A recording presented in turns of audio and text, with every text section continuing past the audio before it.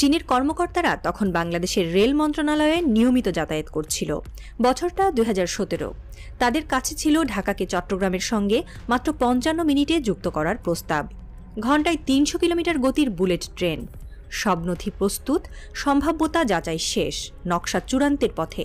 শুধু প্রয়োজন ছিল একজন মানুষ, এক প্রধানমন্ত্রীর সই। কিন্তু সেই সই আর কখনো আসেনি, কারণ শেখ হাসিনা তখন ঢাকায় বসে নয়াদিল্লির দিকে তাকিয়েছিলেন।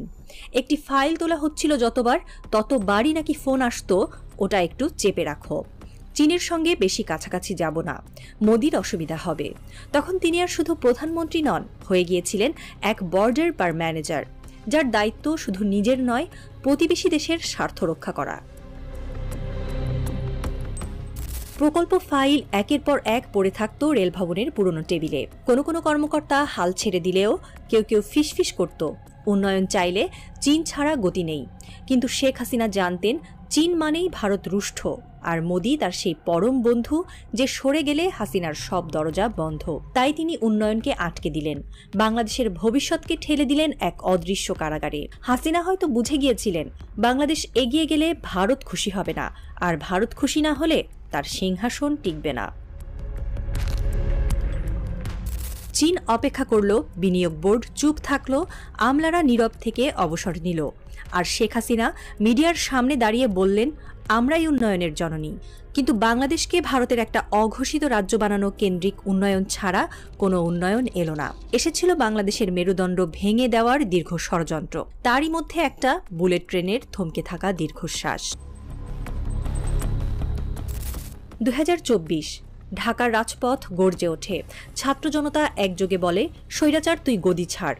ভেঙে পড়ে ক্ষমতার চক্র, হাসিনা পালিয়ে যান ভারত মোদির ছায়াতলে, আর এদেশের মানুষ বেছে নেয় এক ব্যতিক্রম নায়ক, ডক্টর মোহাম্মদ ইউনূস। তিনি রাজনীতিবিদ নন, কিন্তু তিনিই হয়ে উঠলেন পরিবর্তনের প্রতীক। ইউনূসের সরকার দায়িত্ব নিয়েই খুঁজতে শুরু করল আটকে থাকা স্বপ্নগুলো। সেখানেই উঠে আসে বুলেট ট্রেন। চীনের কর্মকর্তারা আবার ঢাকায় এলো, এবার আর দোরগড়ায় বসিয়ে রাখা হলো না।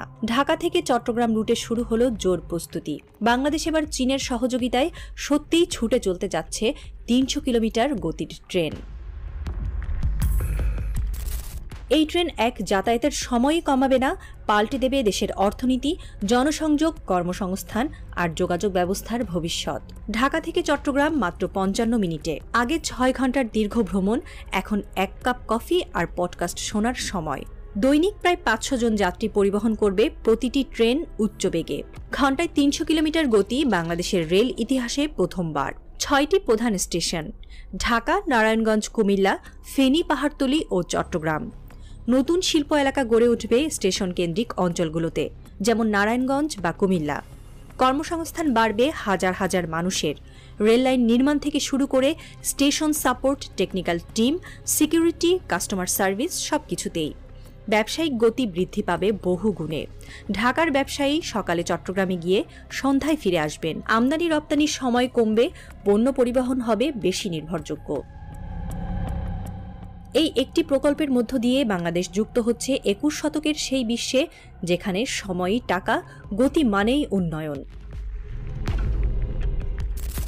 কলকাতার এক পুরনো বাড়ি, দক্ষিণের গলিতে। জানালার ফাঁক দিয়ে আসে কুয়াশা, রোদ আসে না। একটি চেয়ারে বসে আছেন এক নারী, এক সময়ের প্রধানমন্ত্রী শেখ হাসিনা। তার হাতে পুরনো কাগজের কাটা ছবি, একটাই চীন আর বাংলাদেশের পতাকা, আরেকটায় ডক্টর ইউনূস হাসছেন কোনো রেল স্টেশনের উদ্বোধনী অনুষ্ঠানে। তিনি ফোঁস করে ওঠেন, ওর কপালটাই ভালো, আমি থাকলে কিছুই করতে পারত না। একসময় হুমকি দেন, আমি ফিরে আসব, কেউ আটকাতে পারবে না। তবে কণ্ঠে আগের সেই দৃঢ়তা নেই, ভেতরটা ঈর্ষায়, হতাশায় আর পরাজয়ের বিষে ধীরে ধীরে ভেঙে পড়ছে। তিনি জানেন বাংলাদেশকে আর থামানো যাবে না। এই ট্রেন একবার থামিয়েছিলেন, দ্বিতীয়বার এই সুযোগ আর কখনো দেবে না বাংলাদেশের মানুষ। যে দল বা শক্তি হাসিনাকে বাংলাদেশের রাজনীতিতে ফেরত আনার চেষ্টা করবে, তাদের পিষে ফেলবে আরও একটা 5ই আগস্ট বিপ্লবের বুলেট ট্রেন। বাংলাদেশের নতুন স্টেশনে দাঁড়িয়ে হাজারো মানুষ তাকিয়ে থাকে ধাতব সেই দৈত্যের দিকে। ট্রেন ছুটে চলে 300 কিলোমিটার গতিতে। এক কিশোর ছেলে মেয়ে চিৎকার করে বলে, এটা আগে হয় নাই কেন? এক বৃদ্ধ মাথা নাড়ে, বলেন, ভুল মানুষের হাতে ছিলাম তোরে বাবা, আর তখনই দূরে কলকাতার অন্ধকার ঘরে একটা আলোর রেখা পড়ে হাসিনার মুখে, কিন্তু তাতে কোনো আলো নেই, শুধু এক শীতল ছায়া যেখানে গড়িয়ে পড়ে ইতিহাসের চোখের জল। বাংলাদেশের বুলেট ট্রেন কেবল উন্নয়নের গল্প না, এটা এক স্বার্থপর ভিলেনকে হারানোর গল্প, একটা দেশের ঘুরে দাঁড়ানোর জমজমাট রাজনৈতিক থ্রিলার।